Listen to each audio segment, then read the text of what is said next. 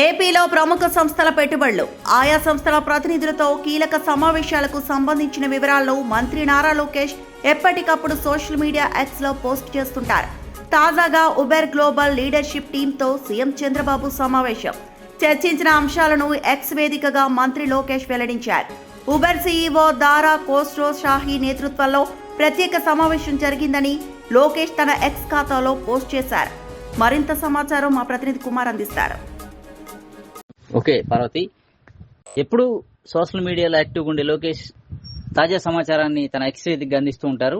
ఏపీలో ప్రముఖ సంస్థల పెట్టుబడులు, ఆయా సంస్థల ప్రతినిధులతో కీలక సమావేశాలకు సంబంధించిన వివరాలను కూడా లోకేష్ ఎప్పటికప్పుడు ఎక్స్ వేదికగా అయితే తెలియజేస్తుంటారు. తాజాగా ఉబర్ గ్లోబల్ లీడర్షిప్ టీంతో ముఖ్యమంత్రి చంద్రబాబు నిర్వహించిన సమావేశాన్ని తాలూకా అంశాలను కూడా ఎక్స్ వేదికగా మంత్రి లోకేష్ వెల్లడించారు. ఉబెర్ సీఈఓ దారా కోస్ట్రో షాహీ నేతృత్వంలో ప్రత్యేక సమావేశం జరిగిందని చెప్పి లోకేష్ అయితే ట్విట్టర్ వేదికగా తెలియజేశారు. టెక్నాలజీ, మొబిలిటీ, ఇన్నోవేషన్ పై విస్తృతంగా చర్చలు జరిగాయని చెప్పి అయితే లోకేష్ తెలియజేశారు. స్కిల్లింగ్, అర్బన్ ట్రాన్స్పోర్టేషన్ భవిష్యత్ పైన ఈ చర్చల్లో అయితే ప్రధానంగా చర్చలు జరిగాయని చెప్పి అయితే తెలియజేశారు.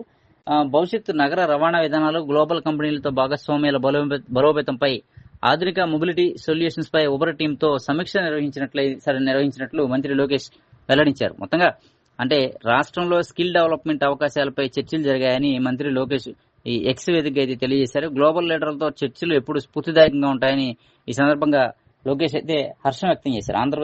ఆంధ్రప్రదేశ్ లో టెక్నాలజీ, ఇన్నోవేషన్ అవకాశాలపై దృష్టి సారించాలంటూ లోకేష్ ఎక్స్ లో పోస్ట్ చేశారు.